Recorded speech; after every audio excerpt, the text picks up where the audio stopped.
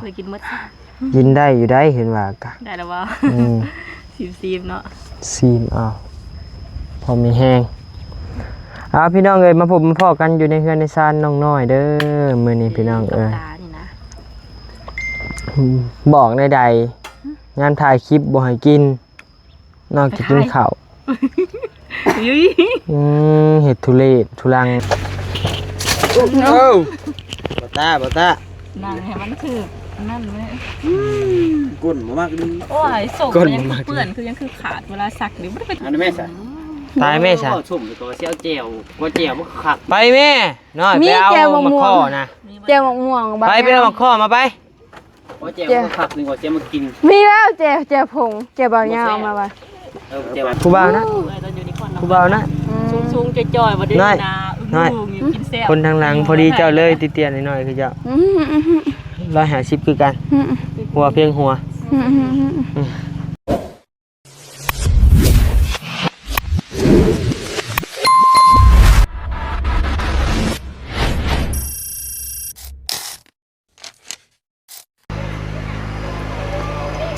พี่น้องเอ้ยกราบทักทายสบายดีเด้อพี่น้องเอ้ยเนาะทักทายสบายดีอยู่เฮือนอยู่ซ่านน้องน้อยพี่น้องเอ้ยมื้อนี้ก็มีทั้งนางเอกมาเพิ่มอีกคนหนึ่งพี่น้องเอ้ยเนาะโดยสบายดีไหลเอานะแม่มื้อนี้พากันนางเอกมีแนวกินหลายแท้มื้อนี้ฮะพอกินจนหน้าตึงมาแล้วกับกันหนังเงาเลยไหมคนแห่งคือการชะเหนื่อยบดเลยเพื่อหมู่บ้านนะบดจะพยายามนะตั้มก็มีอีกบัดนี้มื้อนี้ว่ากันที่ตำกันนี่นะตำมีขนมมาประทานยืมพักเอาเพื่อว่ามากกันเอานิ้วกินไม่ได้ดอกน้อยก็เลยว่าเขากินเพื่อแล้วกันเลยกินมดกินได้อยู่ได้เห็นว่ากะได้แล้วว่าซีมเนาะซีมพอมีแห้งพี่น้องเอ้ยมาพบมาพอกันอยู่ในเฮือนในซานน้องน้อยเด้อมื้อนี้พี่น้องเอ้ยบอกในใดงานถ่ายคลิปบ่ให้กินนอกจากกินข้าวเห็ดทุเรศทุลังอะไรหยอกสื่อรีวะซะเนาะเอ้ยทุเรศทุลังลีเป็นนั่นอยากมีผู้บ่าวผู้แพรวไผสิเอาไม่ไปเอาย่าได้มาแล้วมีเสียงเลยมาแล้วผิดก็เลยได้ทุกนะเนาะไผสิเอาถ้ามันเป็นผู้ปั๊บไปยังไงพี่น้องเอ้ยเปิดมามื้อนี้ก็บ่มีหยังพี่น้องเอ้ยมาเยี่ยมมายามเบิ่งแล้วก็สิมื้อจังหน่อยพี่น้องเอ้ยมาเพื่อนกินฮอดบ่บ่ได้กินฮอดดอกบ่ไปกินฮอดมาหาเฮาแสดงว่ากินฮอดเฮาบางคนอยากให้มาซื่อๆหาปากแม่ว่ากินฮอดเฮา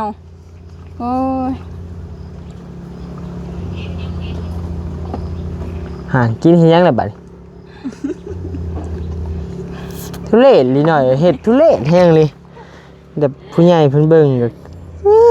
ใครสิว่ามันพาไปเองวะมือมันพาไปใช้บัดเฮามาหรือพากันหนีเฮามาบัดนี้ไอ้ตาเนาะว่ามาหมู่มาแบบป๊บเด้นั่นฮะมาเบิ่งเนี่ยมาหาเลยจอยกะตีกันอีกแล้วมาปุ๊บมีเสียงใส่กันปั๊บเลยนี่ยังมานั่งลิ้นน้ำแน่โดดเพียงคือดืดเนาะเอาผูกไว้แบบนี้เนาะผูกไว้ผูกไว้กกเสานี่มากไปเป็นใช้เสียงรถยังไงคืออื่นๆไปเลยมันคือเหตุอื่นๆอ่านอยู่รถไฟคนขี่กวนตีนนะน้ำมันสิเบิดบ่มันสิเบิดได้อ้ายว่ามันลงบ่ดังทันนะเนาะสบายดีเด้อพี่น้องตรวจใช่มาพี่ผูกไว้ผูกยังดิอยู่ผูกไว้แล้วจะไปตลอดไปตลอดดิเมื่อเขาก็ไปป้ายแล้ว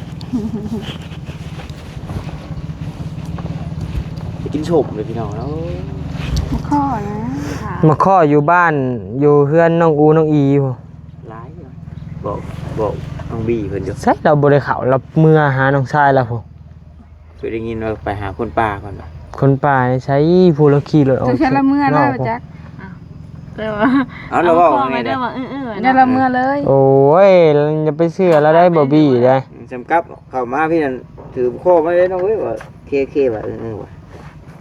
แล้วก็ไปทันแหละอย่าไปเชื่อแล้วได้นะ แต่เมื่อ ออ เนี่ ก ย เมื่อสิ ชายฟ้าพู้นแหละ น้องชายแล้วก็ ผู้ไปพ่อเห็นแล้วอยู่ทางออกผู้ หรือว่าไปดีหมากบ่เดี๋ยวเราไปหาซื้อ บ่ดอก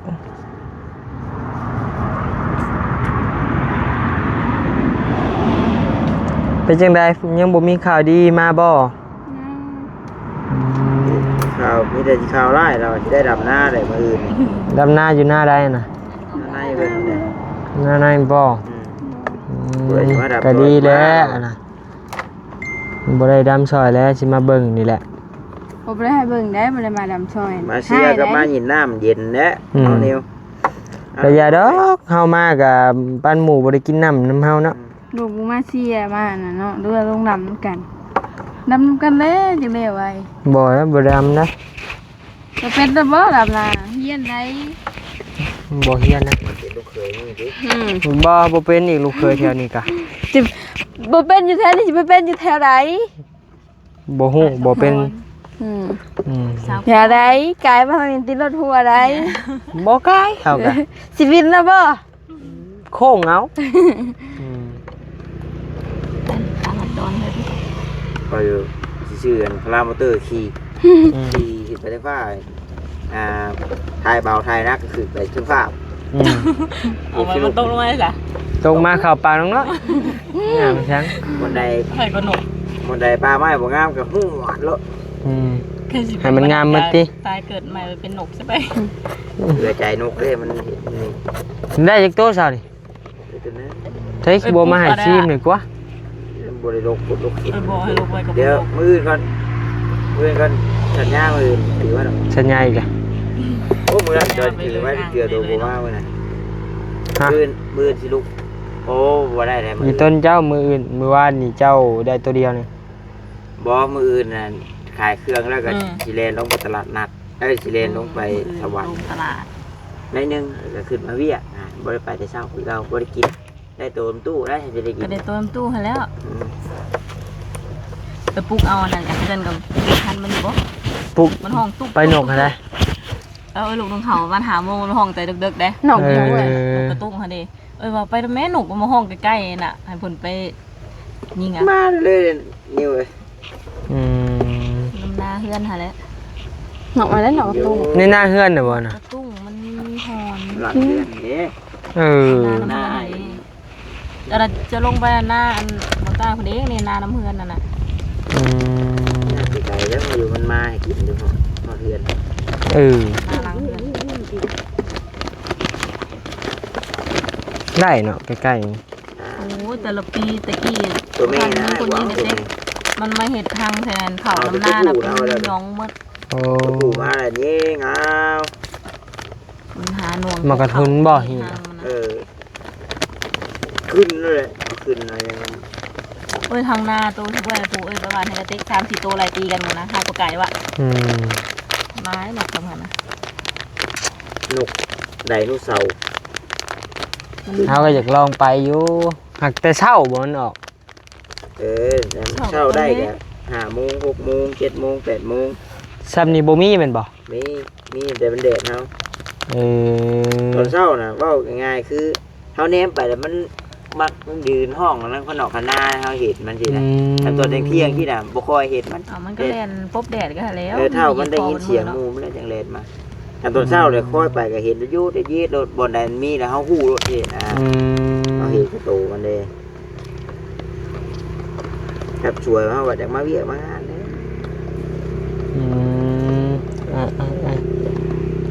เขานกเขานกนั้น หน้าน้อยมีบ่นกเขา มีอยู่ว่าถึงช่วงนี้ถึงช่วงมันมากก็มาเห็นมาอยู่แต่บ่แพ้หน้าแพกเด้อนกเขาลาย จะมาแพง น้องโมเนี่ยลายนกเขา ทางเขาเพื่อนเซาต้าเห็นบินโวย ลายนกเขาเขาแดงก็ยังลาย เขาหนกกดเห็นบิน ตัวใกล้ปลาอ้อย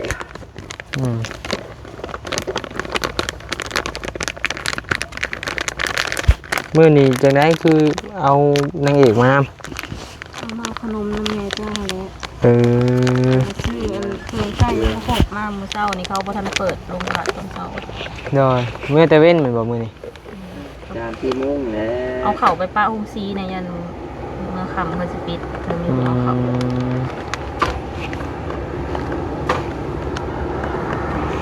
โอ้ยเฮ็ดวิธีใดเฮ็ดได้หน่อยมาบ่จักคงเฮ็ดเลยเด้อเด็ก เสียเลย จนบ่ได้มา2มื้อพวกเฮา ขายงัวเถิกอีแม่มาซื้อของเยี่ยมอายสิกอให้เราฮอดขายแห้งนี่น่ะเบิ่งแหน่ เอาบ่ ให้น้องได้จังได๋ น้องบ่ชนดอก แม่เตนเด็ดตอมเลยผู้ ให้สิซอยก็ซอยเด้อ อย่ากว่าเฮ้ย เรื่องกับบ้านมุงกบกับล้านปลายนึงนะพี่พูมาพูละ100พูละ200ก็ฮอดได้ บ่ล้านครับกับบกครับ มื้อหน้านี่ไปขายงัวมาซื้อหะ วงกบใหญ่ก็350,000บาท อืม วงกบน้อยก็เอา2วงฮะแต่กอห้องเดียวนึงแต่ว่าบ่คือกอห้องเดียว บ้านผู้หยอกเยี่ยมอันนี้สัก บ่นี่คือสมมุติว่ากอห้องเดียวเท่าคือล้มกันนะว่าเดี๋ยวกอเทื่อละห้องไปก่อนเฮ็ดนะ ก่อห้องเดียวก่อนน่ะน้องน้อยเพิ่นบ่อยู่เพิ่นว่า โอ้แนวบ่ได้เนาะเป็นอ้ายก็บ่อยู่เลย จ้า อยู่แล้วหมูลิ้นมาเนี่ย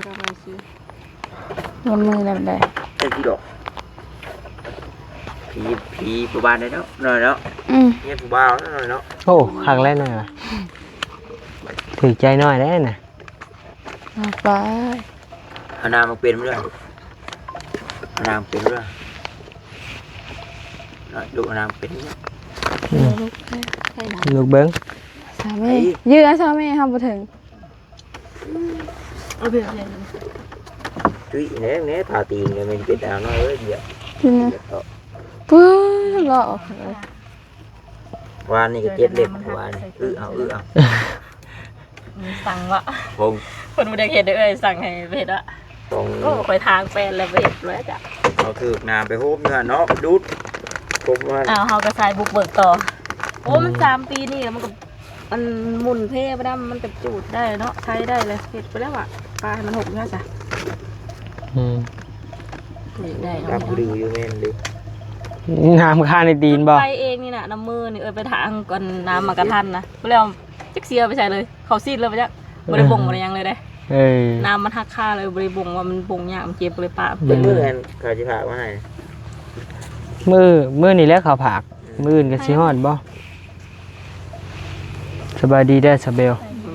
โดย กระเป๋ากระเบื้องเลยปากหอบที่ซองแล้วเปลี่ยนธง มันอยากเข้าแล้วนะ แต่คือเก่า ตัวเก่าพัดหยิบไปได้ ใช่ดอกเจ้าก็ เงินแน่นะ เจ้ายังทงอันนี้ข่อยทงไพ่อันไปมื้อยังขาดเลย จักนะสิลอกแล้วมันว่าดีที่หูมันยังบ่ขาดหูขาด ใช่แต่หูยังบ่ขาดนี่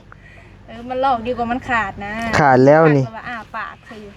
ให้เขาได้เบิ่งหิวไปใส่กัน คนเนาะ โอ้ยตังประมาณดีกระเป๋ากันซื้อไปแพงๆกู40,000กู สิโห40,000 แต่งเสือมา แพงได้ห ใน นึ่ง ชั้นในอันนี่ยังก็ กลุ่มหมดปีซ้ บ่ได้เดือน รู้ ซ้ํ สึกให้ไปก่อนอันโตผามาอีก โลนะ จังหวัด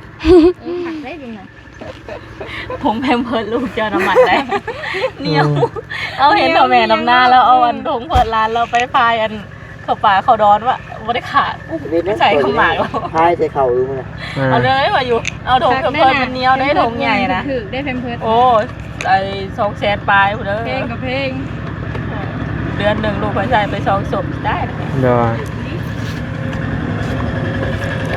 ทายทงเพิ่นๆแล้วเนาะ ศพมันใหญ่อะ ก็ออกแล้วเล่มนึงปลายน้ำมากระทันนาน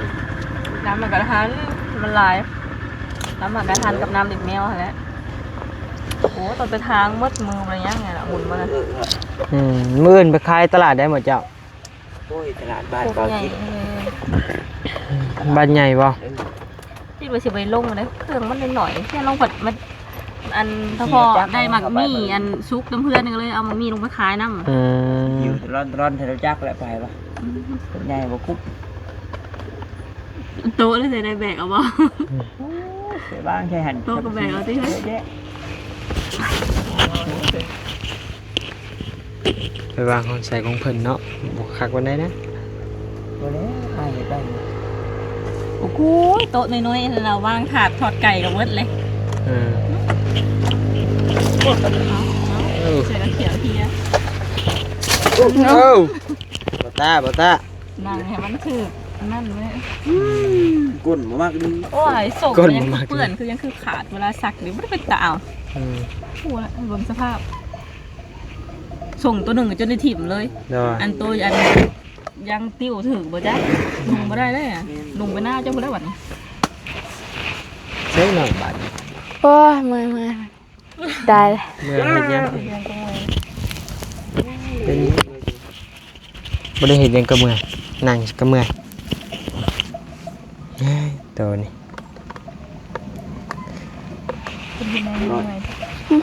เป็นตัวเอาโค้งมากินกันที่ย่องเป็นกระดูกกระโมง ไปอยู่ไซมี เอามานะรถนี่ให้เสียไปให้ ไปเอาเลยนะ นั่นเอาลงอีไปเธอกันหน้าเขา บ่นะน้องอูน้องอีนี่สบายกว่า น่าจะวันนี้น่าจะมา เอาไปสิไปแล้วก็ไปน้ำกันแล้วไป ใส่คลิปไปนั่นนะ ใช่ไปเอาละล่าพี่จ้ะ คลิปไปเลย ยูทูบเบอร์เองไง ไป ตามเนาะ ไปเอาโทรศัพท์ไป โอ้ให้จะไปอัดเป็นเอาไปเป็นเรา ถามเอื้อยแล้วดิ ไม่ใช่มันให้นะอัดวิดีโอ ออกแล้วอันนี้ประมาณทุก ไปแม่ไปเป็นยูทูบเบอร์เองนะ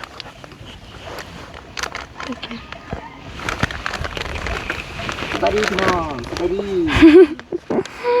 เนาะนี่ก็มาพบครับน้องน้อยคนไปเลย แล้วกินเลยเมื่อไหร่ครับ ไม่สองเสร็จเลย เก็บไว้ ไปคายอะไรอยากได้ทงไว้ไหมจิ๋มเห็น เถือกไว้นะปากมันเห็นแล้วมัน สบายดีมันถูกมาได้ติ๊ก ลูกป้าบัดสุขุสุคนเด้อจ้า กันนั้นยังเป็นเธอมานั่งลิ้นน้ำกันดีกว่าคือรักอยู่เสมอไม่เคยเลือนหายมียังอันนี้คือเอามานี่แต่มันหนีบดากวะอันยังโชว์ยังไงโดย เอาว่าส่งยินมาใหม่เห็นไหมบอกเสียงยินอันนี้ดิมันมีไงกระตุ้นตัวเองไง นั่นเลย ยังเอามาขาย มันยาวโพด ให้อันเบอร์ชื่ออัปเดตเครื่องใหม่ เรียกว่าเสียมาขาย บอหันไอโมยเซโนเด้ งามเล แม่ ย แต่ละเบื้อง แต่มันยาว เช็คมาแต่เช้าเท่านี้มาไว้บ่ มึงเนี่ยนางแบบเขากะตัดภาพมาที่ลูกค้ามัน ตะปัก เขาใส่ได้ว่า โยเขาได้ใส่แบบหุ่นพอดีหุ่นเขา เม็ด7เม็ด8เนาะเม็ด5 เม็ด4ค่ะ นะให้กระเต๊ก แห้งแยะ คนไทยเกิดเขาจึงมีคำใช้เนาะ มีสิ่งเกลือปนลายเลยนี่มีสิ่งแปลกปลอมอาศัยอยู่ในร่างกาย ต้องหายรถ ให้สปิเลียน สารเคมีหมูโพ วานว่ากันเมายาขายายตายไปว่าวินหัว เมาบ่ ยาย าขยะ ยา เอาแล้ว บ่มีกินแต่ว่ารู้สึกได้น้ำคอนี้แห้งเขาจนคมอ่ะแล้วก็วินหัว ไงดิ มาวันเหตุกันเนาะ ใจตะนีหอนบ้าน ป่ะ เป็นหนังหน่อยเลย มาจอบ ข้านวะ ป้ามือเอาเลยเมื่อยที่ตายแล้ว นี่ออกแล้วสอง ไม่สิ สา ตาย ม มาใช้เงินหาสม อันนั้นแม่สะ ตายแม่สะสุ่มตัวเสี้ยวเจียวกว่าเจียวมันขักไปแม่